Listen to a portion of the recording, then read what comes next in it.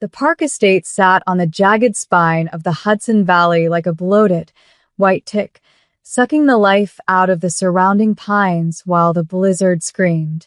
Amara adjusted her grip on the silver garland, her fingers coated in a thin, protective film of unrefined shea butter, the nutty, earthy scent of home, of the red dust of Enugu, clashing violently with the sterile, metallic tang of this house.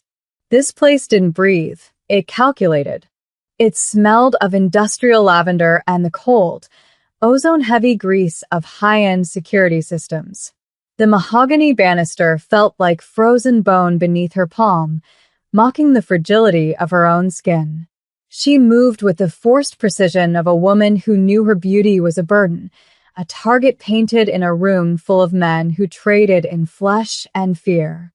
And Conde Park was the sun everything here orbited, but today it was his house manager, Richard Caldwell, who played the petty god.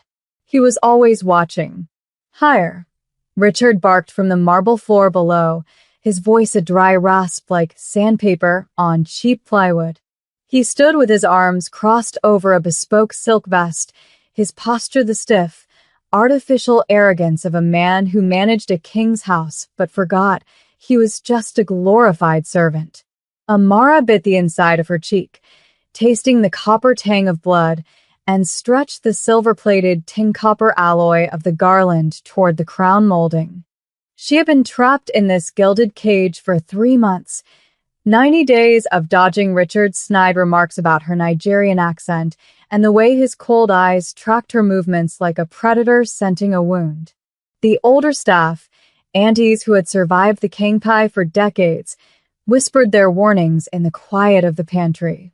"Keep your head down, Omoj. Don't make mistakes.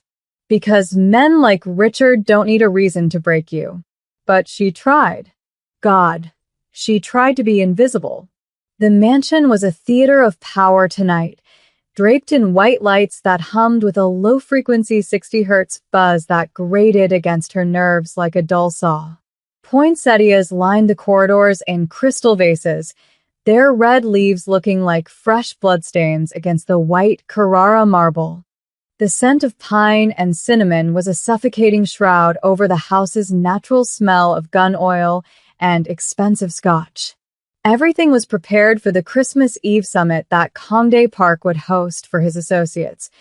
Men with dragon tattoos creeping up their necks and eyes like obsidian. They never smiled. Amara hated the way the light hit the polished floors. It was too bright. It felt like a trap. The vase, Richard snapped, his finger pointing at a piece of Goryeo-style celadon sitting on a console table of gilded ormolu. "Move it to the center of that table." Now Amara climbed down the aluminum ladder, the haptic feedback of the cold metal vibrating through her palms. She approached the vase, recognizing the intricate crackle of the iron oxide glaze. It was heavy, a dense weight of kaolin clay that felt like the expectations of every Oga she'd ever fled. She lifted it with both hands, her heart thudding against her ribs like a trapped bird. Her thumb brushed the cool, glazed surface, feeling the microscopic ridges of the hand-painted crane. The porcelain was cold. Her foot caught the loose tail of the silver garland she'd been weaving earlier. Time slowed. The rubber sole of her uniform shoe lost its coefficient of friction against the wax-heavy polish of the marble. The vase slipped, the glazed surface sliding through her grip as if it were coated in palm oil.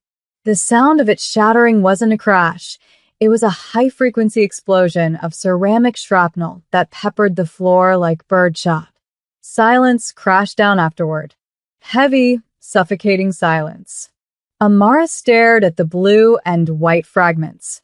Her life, much like the 12th century technique, was now a collection of jagged edges. "You clumsy, incompetent fool," Richard's voice was a venomous whisper. He stepped closer, his polished Oxfords crunching a priceless fragment of Korean history into the limestone floor. "I'm sorry," Amara said immediately, dropping to her knees, her hands reaching for the shards. A sharp edge sliced into her thumb, the blood blooming like a red hibiscus against the white ceramic.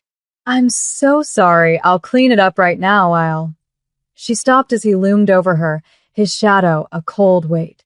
"Do you have any idea what that vase was worth?" Richard sneered, his face contorted. 17th century. Brought from Seoul by Mr. Park's grandfather. Irreplaceable. Amara's hands shook as she gathered the pieces, her skin crawling under his gaze. "I didn't mean to. It was an accident, please." Richard's laugh was a harsh, dry sound. "An accident? You've been nothing but a liability since the day you arrived. I told Mr. Park hiring someone of your pedigree was a mistake. 19 years old, no references worth mentioning, no family to vouch for character." The words stung more than the cut on her thumb. He saw her as nothing. "I'll pay for it. However long it takes, Sal. Pay for it." Richard crouched down, his breath smelling of stale coffee and malice. "With what? Your pathetic salary? It would take you 5 years to cover the value of what you just destroyed." Amara fought the tears, refusing to give him the satisfaction of her salt. "Please, just let me fix this. I'll work extra hours. I'll do anything." But Richard stood abruptly, his face set in a mask of bureaucratic cruelty. "You'll leave." He smoothed the front of his vest with sharp, precise movements. "Right now. Get out of this house." Amara's head snapped up, her heart a drum in her ears. "What?" she whispered. "You heard me." Richard walked toward the coat closet near the front door, his gait heavy with unearned power. "You're fired. I want you off this property immediately." Panic clawed at her throat, a cold, acidic burn. Outside, the wind howled at 60 miles per hour, rattling the double-paned glass. The sky had broken open like a ripe melon, spilling ice that turned the world into a white void. But Amara scrambled to her feet. "It's Christmas Eve. There's a blizzard outside. I don't have." "Not my concern." Richard pulled open the heavy oak door. The Arctic air blasted into the hall like a physical blow, carrying a swirl of crystalline snow that turned the marble into a skating rink. "Unless you'd prefer I call the police and report you for destruction of property?" Amara's blood ran cold. She was one bad report away from the immigration wolves. She had no family left since the accident 3 years ago. "No savings." "Nothing." Her voice cracked, her street smart shell failing her. "My coat. At least let me get my coat from the staff room." But Richard wasn't listening. He grabbed her thin uniform jacket, a cheap 05 CLO-rated polyester blend, from the hook and thrust it at her. "Take this and go." Now her fingers closed around the fabric. It was a death sentence. She looked past him into the white wall of the storm. Visibility was less than 3 feet. "Please," she tried one last time. "I'm sorry about the vase. I'll do anything to make it right, but don't make me go out there." Richard's hand closed around her upper arm, his grip hard enough to leave a permanent bruise on her mahogany skin. "I'm done listening to excuses from staff who can't follow simple instructions." He pulled her toward the threshold, using his weight to force her out. The cold hit her like a hammer. The wind tore the air from her lungs. "Don't come back," Richard said. Then he slammed the door. The lock clicked with the heavy, mechanical finality of a prison bolt. Amara stood on the stone steps, her mind refusing to process the sheer scale of the malice. The wind screamed in her ears, a high-pitched whistle that sounded like the wailing of forest spirits. She had to move. If she stayed, she'd be a frozen monument by midnight. She pulled the thin jacket over her uniform. The main gate was a half-mile trek through knee-deep drifts. Amara stepped off the stairs, her indoor flats slipping on the black ice beneath the powder. She fell hard, her knees hitting the frozen gravel with a sickening thud. "Get up. Get up." She forced herself upright, her breath coming in ragged, white plumes. Each step was a battle against the atmosphere. The snow stung her eyes, the salt and ice burning like pepper. How far was the gate? The driveway was a white ribbon lost in the void. Her teeth started chattering, a rhythmic clicking she couldn't stop. Her fingers went numb first, the biological reality of vasoconstriction as her body abandoned her extremities to save her heart. She wrapped her arms around herself, the polyester jacket feeling like wet tissue paper. She kept walking because stopping meant the end. The cold was a living thing, a beast. Her legs began to feel like heavy pillars of lead. The alarm bells in her mind were ringing, but they were distant, muffled by the roaring of the wind. Hypothermia was a silent thief. It stole your logic first, then your warmth. She tripped over a buried branch and went down, the snow filling her mouth, tasting of nothing and iron. She crawled toward a dark shape, a pine tree, its needles frozen into glass. She managed to prop herself against the trunk. Maybe just rest for a minute. Just one. She sank into the snow, and strangely, it felt soft, like the warm sand of a beach back home. Her eyes drifted shut. Inside the mansion, Kongdae Park pushed through the front door at exactly 7:15. He was a man of shadow and silence, his black cashmere coat dusted with the white ash of the storm. He shrugged out of the coat, his second in command, a man named Minho, taking it with a silent bow. The entrance hall was immaculate, but the air was dead. It lacked the specific, earthy scent of the Ethiopian coffee Amara usually had waiting. It lacked her. "Mr. Caldwell," Kongdae called out, his voice a low, dangerous rumble that made the crystals on the chandelier vibrate. Richard appeared from the kitchen, his expression a mask of practiced neutrality. "Mr. Park, welcome back." The roads must have been treacherous. Kongdae ignored the pleasantry, his eyes scanning the hall like a general surveying a battlefield. "Where's Amara?" Richard's eye flickered, a micro-tremor of guilt. "Miss Turner requested to leave early this evening. Personal matters." Kongdae studied the man, his gaze heavy and obsidian. "She didn't mention anything this morning. She knows the protocol for the Christmas summit." Richard clasped his hands, his voice smooth as oil. It was rather sudden. She seemed quite insistent about leaving before the storm worsened. Kongdae pulled out his phone, checking the encrypted security logs. The last staff shuttle had left at 5. "How did she get home?" "The transport is grounded." "I'm not certain." "She left through the front entrance." Richard's voice was too calm. Kongdae's jaw tightened, the muscle jumping in a way that signaled a coming storm. The front entrance was for guests and the boss. "When exactly did she leave?" he asked, his voice dropping into a register that made Minho reach for his weapon. "Perhaps 45 minutes ago?" Richard replied. 45 minutes. In a bomb cyclone.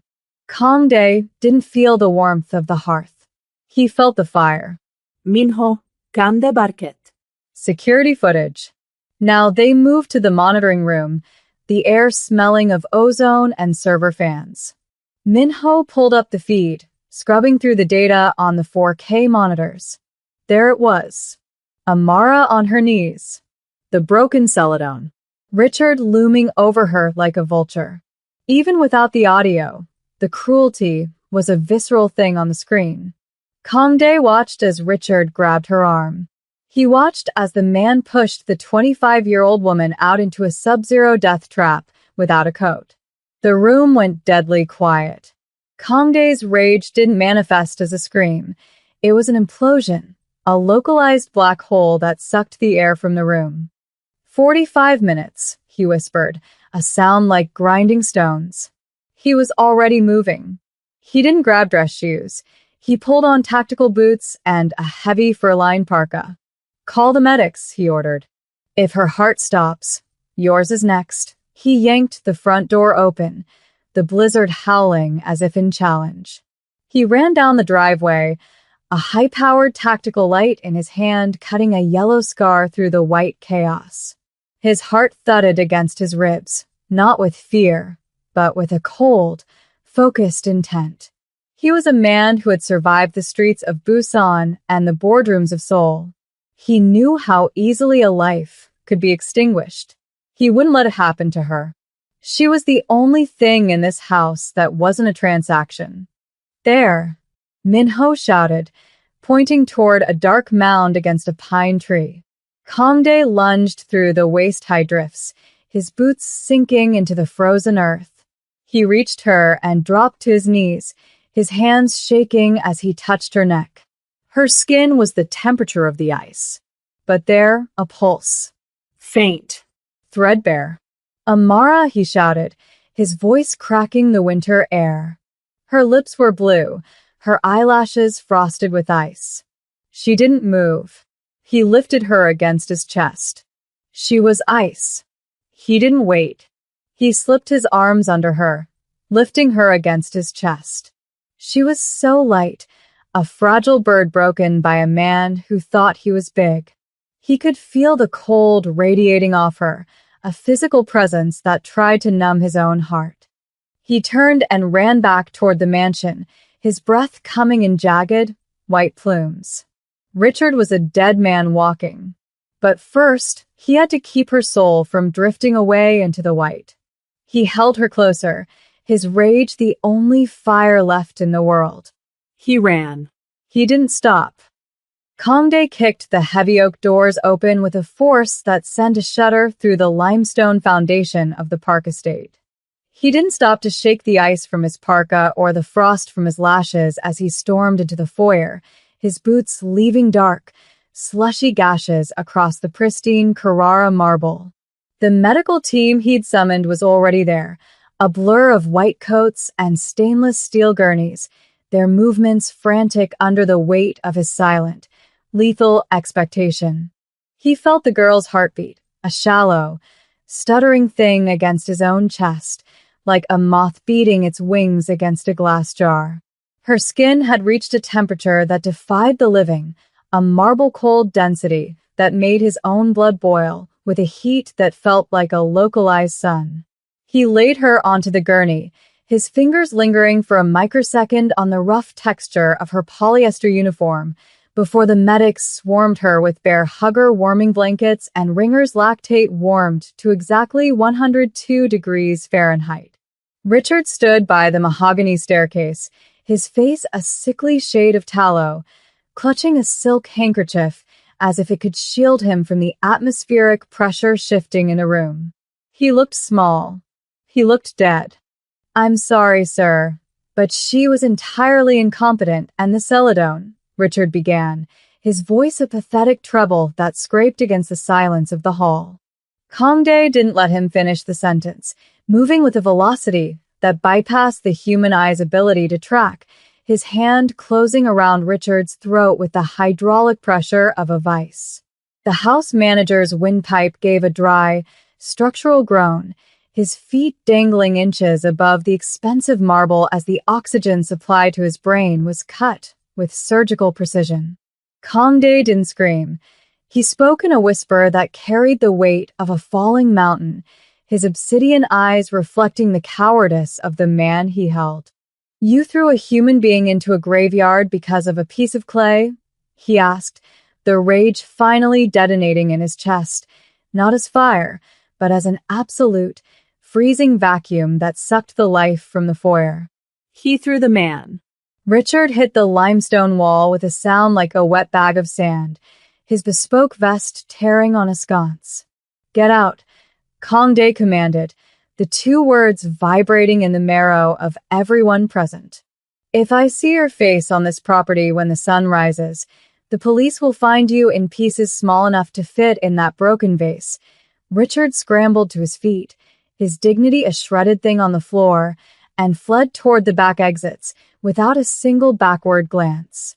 Kangdae turned his focus back to the medical suite, the adrenaline in his system beginning to recede, leaving behind a cold, hollow ache. He watched through the reinforced glass of the guest wing as they monitored her core temperature, the digital display glowing a neon green in the dim light. She was a fighter. He knew it. Amara woke up in a room that smelled of expensive vanilla and the sterile, sharp tang of medical-grade oxygen.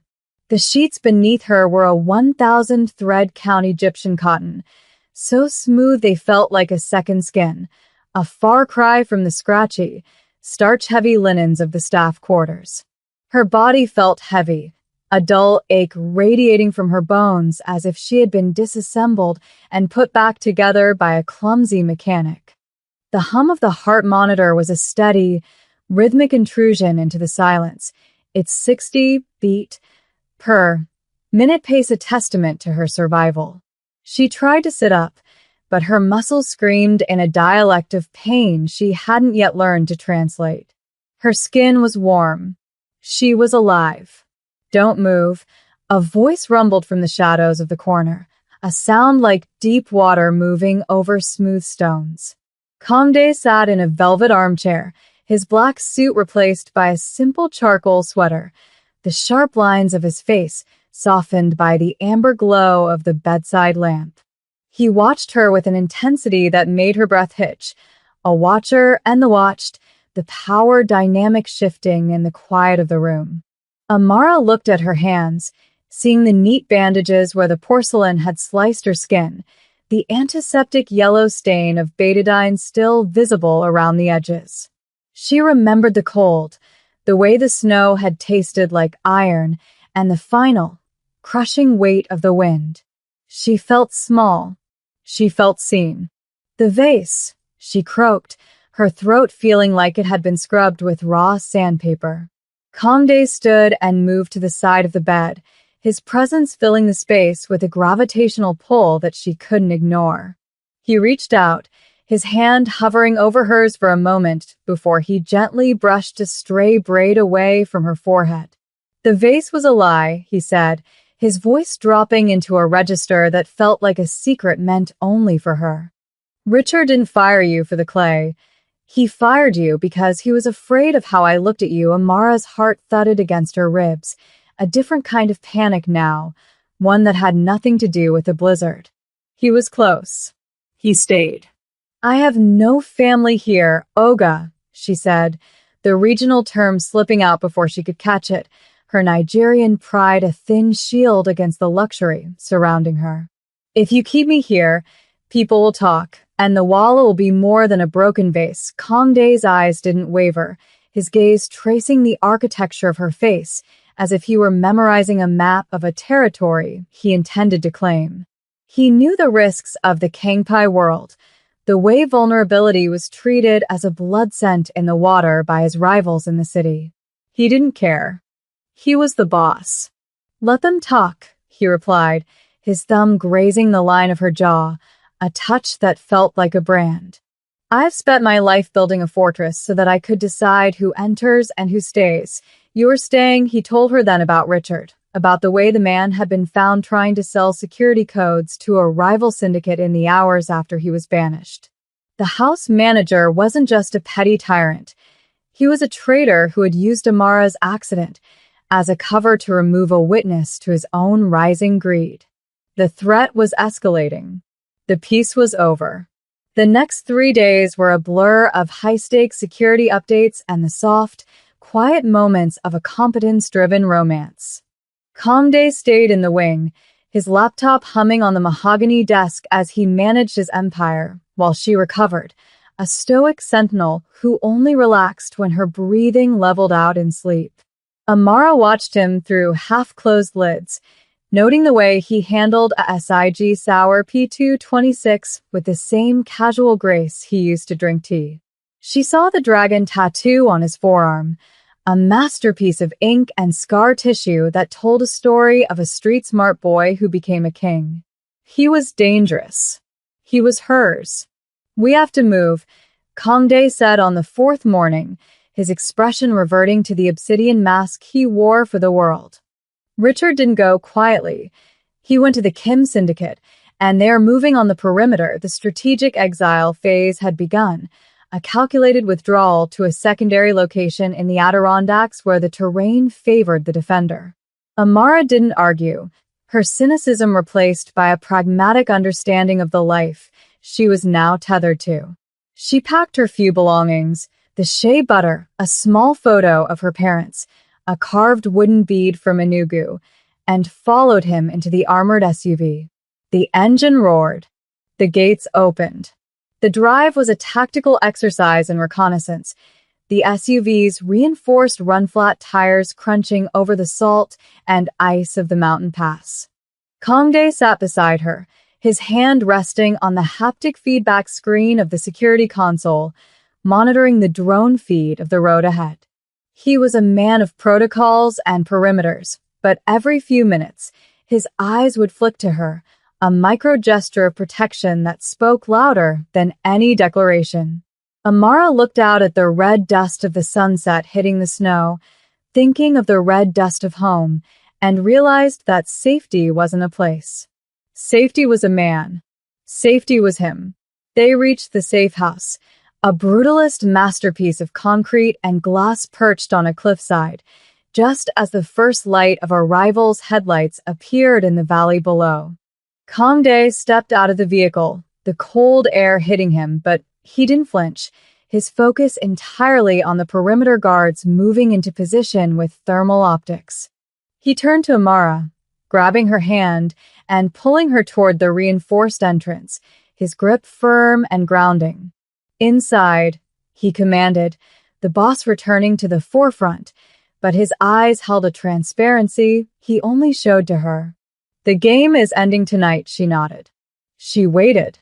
The confrontation was short, a kinetic explosion of suppressed gunfire and tactical precision that Amara watched through the multispectral camera feeds in the safe house's core.